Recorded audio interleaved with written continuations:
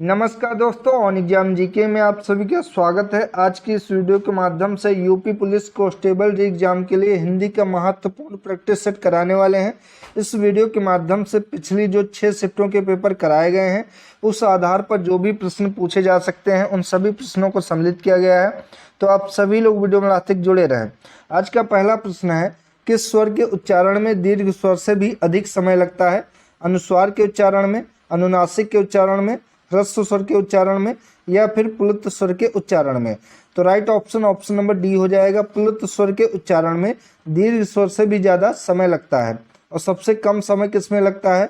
तो सबसे कम समय ह्रस्व स्वर में लगता है। तो राइट ऑप्शन नंबर डी यहाँ पर हो जाएगा। ठीक है, अगला है, समानाधिकरण शब्दों के मध्य में किस विराम चिन्ह का प्रयोग किया जाता है? आपकी पिछली 6 शिफ्टों में लगातार विराम चिन्ह से प्रश्न पूछे जा रहे हैं, तो इम्पोर्टेंट है। समानाधिकरण शब्दों के मध्य में जो विराम चिन्ह का प्रयोग किया जाता है वो अल्पविराम है। राइट ऑप्शन नंबर बी हो जाएगा। अल्पविराम जो कि पूछा जा चुका है, इस तरीके का होता है अल्पविराम। ठीक है, और अर्धविराम कैसा होता है? तो अर्धविराम के ऊपर बिंदी रहती है। अल्पविराम और अर्धविराम में सिर्फ इतना अंतर है कि अल्पविराम में ऊपर बिंदी नहीं रहती है और अर्धविराम में ऊपर बिंदी रहती है। विवरण चिन्ह कौन सा होता है? तो इस तरीके का जो चिन्ह होता है वो विवरण चिन्ह होता है। ठीक है, ये ध्यान रखेंगे। लाघव चिन्ह कौन सा होता है? तो लाघव चिन्ह जैसे कि डॉक्टर लिखा जाता है, ये जो चिन्ह लगा होता है ये लाघव चिन्ह होता है। किसी चीज को शॉर्टकट में लिखने के लिए लाघव चिन्ह का प्रयोग किया जाता है, ये ध्यान रखेंगे। अगला है, इनमें से कौन सा शब्द व्यक्तिवाचक संज्ञा नहीं है? हिमालय, गंगा, राम या फिर पहाड़? तो इनमें से हिमालय, गंगा और राम ये तीनों व्यक्तिवाचक संज्ञा हैं, लेकिन यहाँ पर पहाड़ व्यक्तिवाचक संज्ञा नहीं होगा। पहाड़ की अगर बात करेंगे तो ये जातिवाचक संज्ञा हो जाएगा, क्योंकि यहाँ पर ये नहीं बताया गया है कि कौन सा पहाड़, पहाड़ का एक नाम नहीं दिया गया है।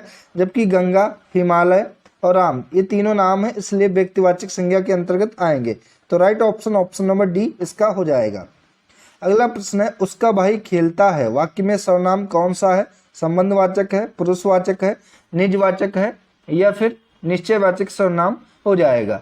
तो उसका भाई खेलता है इस वाक्य में पुरुषवाचक सर्वनाम आ जाएगा। राइट ऑप्शन नंबर बी इसका होगा। ठीक है, अगला प्रश्न है, कुसुम का विशेषण शब्द कौन सा है? कुसुमता, कुसुमित, कुसुमत या कुसुमलता?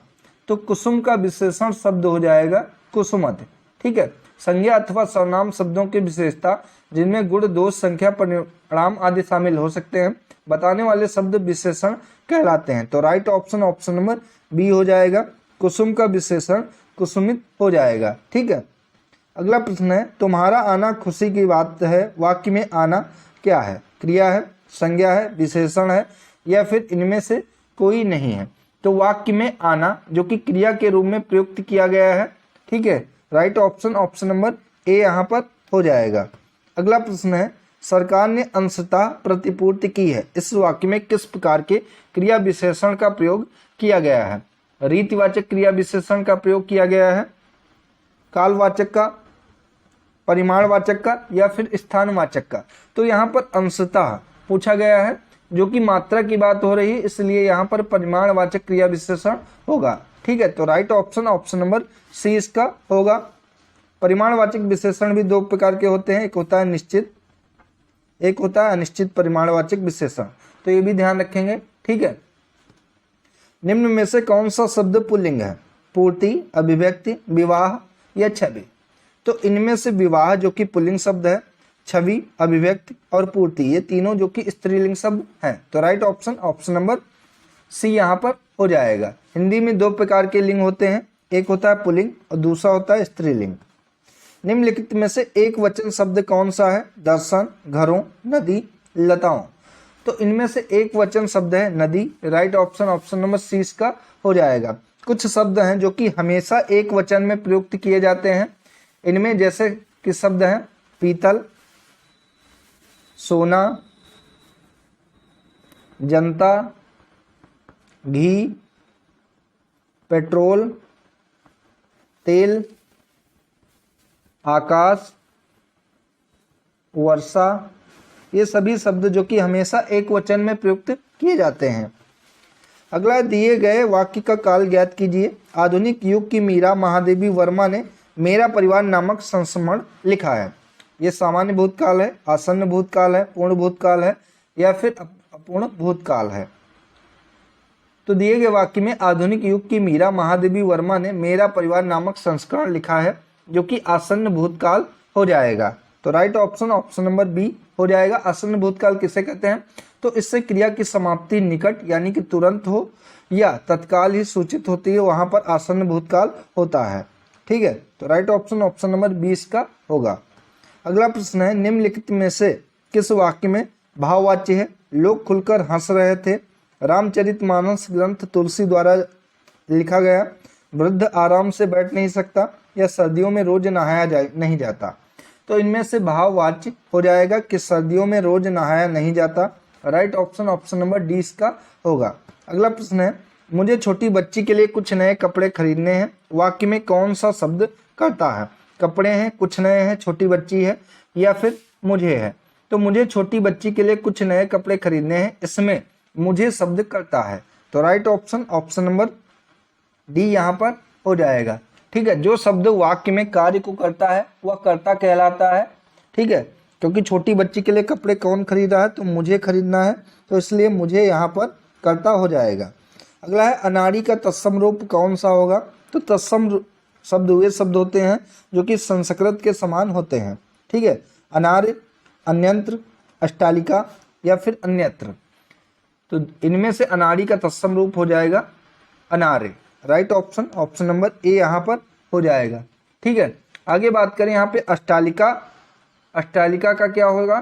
तो अष्टालिका का तद्भव हो जाएगा अटारी। ठीक है, और अन्यत्र का तद्भव क्या होगा? तो अन्यत्र का तद्भव हो जाएगा अनंत। ये ध्यान रखेंगे। अगला प्रश्न है, हिंदी में विदेशी भाषाओं से आए उपसर्ग क्या कहलाते हैं? प्रत्यय, आगत उपसर्ग, अव्यय या फिर निपात। तो हिंदी में विदेशी भाषाओं से आए उपसर्ग को आगत उपसर्ग कहा जाता है। ठीक है, राइट ऑप्शन ऑप्शन नंबर 20 का हो जाएगा। और ये भी ध्यान रखेंगे कि हिंदी में उपसर्ग जो कि 3 भागों में विभाजित किए जाते हैं। पहला संस्कृत उपसर्ग होते हैं, दूसरा हिंदी उपसर्ग होते हैं और तीसरा आगत उपसर्ग होते हैं। ये ध्यान रखेंगे।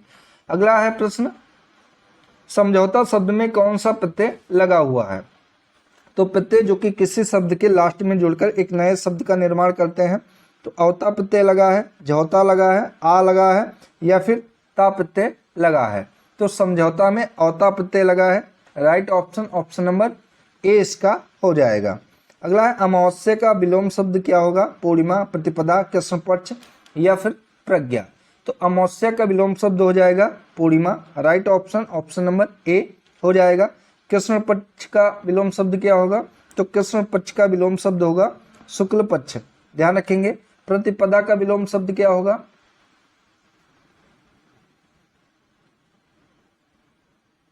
तो प्रतिपदा का क्या हो जाएगा बताएंगे आप लोग? इसका अमावस्या ही कह सकते हैं। और प्रज्ञा का क्या होगा? तो प्रज्ञा का विलोम शब्द हो जाएगा अविवेक। क्या होगा? अविवेक। तो इसका राइट ऑप्शन ऑप्शन नंबर ए है। अगला प्रश्न है, इनमें से कौन सा शब्द अतिवृष्टि का विलोम शब्द है? तो अतिवृष्टि का विलोम शब्द होता है अनावृष्टि। Right option option number D इसका हो जाएगा। आर्द्र का विलोम शब्द हो जाएगा शुष्क। ठीक है, और बाढ़ का विलोम शब्द हो जाएगा सूखा। रेगिस्तान का विलोम शब्द हो जाएगा उपजाऊ। ये ध्यान रखेंगे। Right option option number D है। अनीय शब्द का सही पर्यायवाची शब्द बताइए। स्वादिष्ट, सफरी, सेना या फिर सेतु। तो अनीय शब्द का सही पर्यायवाची शब्द हो जाएगा सेना। Right option option number C यहाँ पर होगा। अगला है, केला का पर्यायवाची शब्द क्या होगा? कदली, कुमुद, कैरव या फिर भानु। तो केला का पर्यायवाची शब्द हो जाएगा कदली। बहुत पूछा जाता है एग्जाम में, इंपॉर्टेंट है। तो राइट ऑप्शन ऑप्शन नंबर ए इसका हो जाएगा। इसके अन्य पर्यायवाची हैं जिनमें रंभा जो कि केला का पर्यायवाची है, भानु फल भी केला का पर्यायवाची शब्द है। ध्यान रखेंगे। अगला है, अरुण शब्द का अनेकार्थी शब्द कौन कौन से हैं? सूर्य है, गुलाबी है, प्रातःकालीन सूर्य है या सिंदूर है, सिंदूर है, आंख है या सूर्य या फिर नवीन है। तो अरुण शब्द का अनेकार्थी शब्द इनमें से होगा प्रातःकालीन सूर्य और सिंदूर। ये इसके अनेकार्थी शब्द हैं। Right option option number B यहाँ पर होगा। अगला प्रश्न है अभिज्ञ या अनभिज्ञ शब्दों का सही अर्थ बताइए। तो अभिज्ञ का सही अर्थ होता है जानकार और अनभिज्ञ का अर्थ होता है ना जानकार। तो right option option number C इसका होगा। ठीक है, अगला प्रश्न है जिसे इंद्रियों से अनुभव ना किया जा सके, अनेक पद के लिए एक शब्द क्या हो जाएगा? अतीन्द्रिय, इंद्रिय, इंद्रिय शेष या फिर इंद्रियजीत। तो जिसे इंद्रियों से अनुभव ना किया जा सके, इसके लिए एक शब्द हो जाएगा अतीन्द्रिय। Right option option number A यहाँ पर हो जाएगा। अगला प्रश्न है ईश्वर में विश्वास रखने वाला इस शब्द समूह के लिए एक शब्द कौन सा होगा? तो ईश्वर में विश्वास रखने वाला, इसके लिए एक शब्द हो जाएगा आस्तिक, और ईश्वर में ना विश्वास रखने वाला, उसके लिए एक शब्द हो जाएगा नास्तिक। तो राइट ऑप्शन ऑप्शन नंबर ए है। महाशय शब्द में कौन सी स्वर संधि है? तो स्वर संधि जो कि 5 प्रकार की होती हैं, तो महाशय में दीर्घ स्वर संधि है। Right option option number B इसका हो जाएगा। अगर इसका संधि विच्छेद करेंगे तो होगा महा प्लस आशय, महाशय, ये इसका संधि विच्छेद होगा और इसमें दीर्घ स्वर संधि है।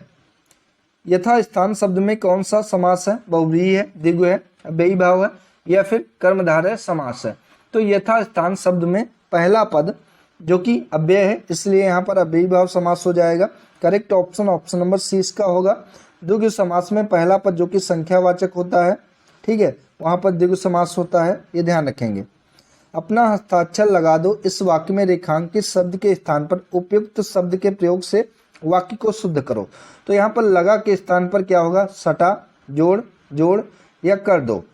तो इसका राइट सही ऑप्शन होगा ऑप्शन नंबर डी कि अपना हस्ताक्षर कर दो, ये यहाँ पर उपयुक्त शब्द होगा। करेक्ट ऑप्शन डी इसका है। अगला प्रश्न है हृदय में मूल रूप से विद्यमान रहने वाले भावों को क्या संज्ञा दी जाती है? अनुभाव, विभाव, स्थायी भाव या फिर संचारी भाव। तो हृदय में मूल रूप से विद्यमान रहने वाले भावों को स्थायी भाव की संज्ञा दी जाती है। Right option option number C हो जाएगा। सर्वप्रथम आचार्य भरत मुनि ने 8 स्थायी भावों की चर्चा की थी, ये ध्यान रखेंगे। ठीक है, दामिनी दमक रहन घन माही, खलकय प्रीति जथा थिर नाही। इन पंक्तियों में कौन सा छंद है? सवैया, दोहा, चौपाई या फिर सोरठा। तो इन पंक्तियों में चौपाई है, क्योंकि इसके प्रत्येक चरण में 16-16 मात्राएं हैं, ये ध्यान रखेंगे। चौपाई के प्रत्येक चरण में 16-16 मात्राएं होती हैं। ठीक है, तो right option option number C है। और चौपाई जो कि एक सममात्रिक छंद होता है, कैसा होता है? तो सममात्रिक छंद होता है, ये ध्यान रखेंगे। अनुप्रास अलंकार क्या है? व्यंजन वर्ण की आवृत्ति, व्यंजन वर्ण की आवृत्ति एक भी बार ना हो, प्रस्तुत के माध्यम से अप्रस्तुत का वर्णन, एक शब्द की अधिक बार आवृत्ति हो। तो अनुप्रास अलंकार में वर्णों की आवृत्ति होती है। Right option option number A हो जाएगा। अगला प्रश्न है 11वां विश्व हिंदी सम्मेलन किस वर्ष संपन्न हुआ था? तो अभी 2023 में जो कि 12वां विश्व हिंदी सम्मेलन हुआ है, कहाँ हुआ है? तो फिजी देश में हुआ है। तो 11वां विश्व हिंदी सम्मेलन कब हुआ था? तो ये 2018 में हुआ था। राइट ऑप्शन ऑप्शन नंबर ए इसका हो जाएगा। कहाँ हुआ था? तो ये मॉरिशस में हुआ था, ये भी ध्यान रखेंगे, मॉरिशस में हुआ था। अगला है चंगा तो कटौती में लोकोक्ति को पूरा करने के लिए सही विकल्पों का चयन कीजिए। तो मन, चंगा तो कटौती में गंगा, यानी कि मन और गंगा जो कि ऑप्शन नंबर बी में है, तो 20 का राइट ऑप्शन हो जाएगा। अगला प्रश्न है जिस पत्तल में खाना उसी पत्तल में छेद करना, कहावत का सही अर्थ क्या हो जाएगा? तो जिस पत्तल में खाना उसी पत्तल में छेद करना, इसका अर्थ होगा कृतघ्न होना। तो right option option number B यहाँ पर हो जाएगा। अगला प्रश्न है रीतिकाल को श्रृंगार काल इनमें से किसने कहा था? विश्वनाथ प्रसाद मिश्र ने, रमाशंकर शुक्ल ने, रामचंद्र शुक्ल ने या फिर मिश्र बंधु ने। तो रीतिकाल को श्रृंगार काल जो कि विश्वनाथ प्रसाद मिश्र ने कहा था। ठीक है, तो right option option number A हो जाएगा। इनकी रचनाएं कौन कौन सी हैं? कभी कभी एग्जाम में पूछ ली जाती हैं। तो विश्वनाथ प्रसाद मिश्र की रचनाएं हैं जिनमें हिंदी साहित्य का अतीत है, हिंदी का सामायिक इतिहास है, काव्यांग कौमुदी है और सत्य हरिश्चंद्र शामिल हैं। ठीक है, राइट ऑप्शन ए है। निम्नलिखित अवतरण को ध्यानपूर्वक पढ़िए और पूछे गए प्रश्नों के सही विकल्प चुनकर उत्तर पत्रांक में चिन्हित कीजिए। संकटों में वीर घबराते नहीं, आपदाएं देख छिप जाते नहीं, लग गए जिस काम में पूरा किया काम करके व्यर्थ पछताते नहीं। कठिन पथ को देख मुस्कुराते सदा, संकटों के बीच वे गाते सदा, है असंभव कुछ नहीं उनके लिए, सरल संभव कर दिखाते हुए सदा। पद्यांश के लिए उपयुक्त शीर्षक क्या हो जाएगा? संकट के बादल, वीर, कठिन पथ या फिर संकट। तो दिए गए पद्यांश के लिए उपयुक्त शीर्षक हो जाएगा वीर, राइट ऑप्शन बी है। अगला है वीर संकटों को देखकर क्या करते हैं? छिप जाते हैं, रोते हैं, सोते हैं या घबराते नहीं। तो वीर संकटों को देखकर घबराते नहीं, राइट ऑप्शन डी है। अगला प्रश्न है वीर सभी कार्य को कैसे करते हैं? सोचते हुए, छिपते हुए, मुस्कुराते हुए या फिर रोते हुए। तो सभी कार्य मुस्कुराते हुए वीर करते हैं, राइट ऑप्शन सी है। अगला प्रश्न है वीर किसे देखकर मुस्कुराते हैं? मित्र को, कठिन पथ को, असंभव को या फिर संकट को। तो वीर जो कि कठिन पथ को देखकर मुस्कुराते हैं, राइट ऑप्शन बी इसका हो जाएगा। तो साथियों ये थी आज की हिंदी की महत्वपूर्ण प्रैक्टिस सेट। वीडियो अगर आप सभी को अच्छी लगी है तो वीडियो को लाइक करें, शेयर करें और चैनल को सब्सक्राइब करें। धन्यवाद।